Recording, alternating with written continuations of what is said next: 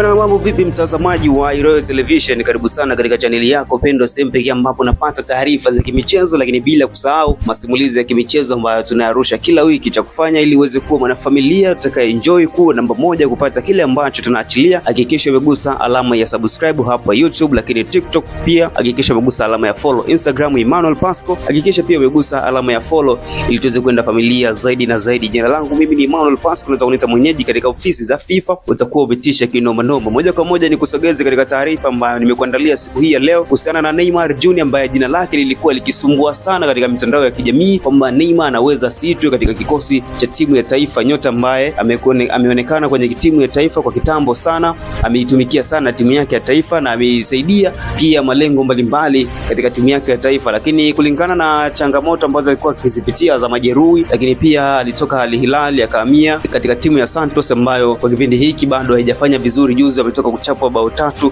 na hivyo basi Neymar Jr siku ya jana basi alikuwa disappointed sana kwa kile ambacho alikuwa amefanyiwa uwanjani. Alipopata majeraha, alipata majeraha na akatoka nje kidogo kwa ajili ya kuhakikisha basi anapatiwa matibabu, lakini mwalimu wao wa timu ya Santos akataka kufanya mabadiliko ambayo jezi ilionekana ni nyingine, lakini photo official yeye ambaye alikuwa akihusika katika kufanya substitution katika zile bango akajikuta ameandika namba nyingine ambayo ni kimakosa. Kwa hiyo kuna changamoto ambayo ilitokea pale, basi sintofahamu ambayo ilisababisha